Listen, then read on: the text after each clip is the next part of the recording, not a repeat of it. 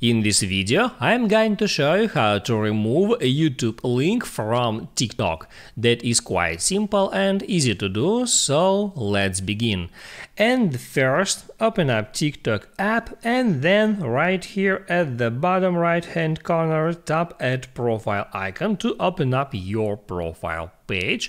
And here, just next to edit profile button, you can find that YouTube button, and that means that I connected my YouTube profile and my TikTok profile before.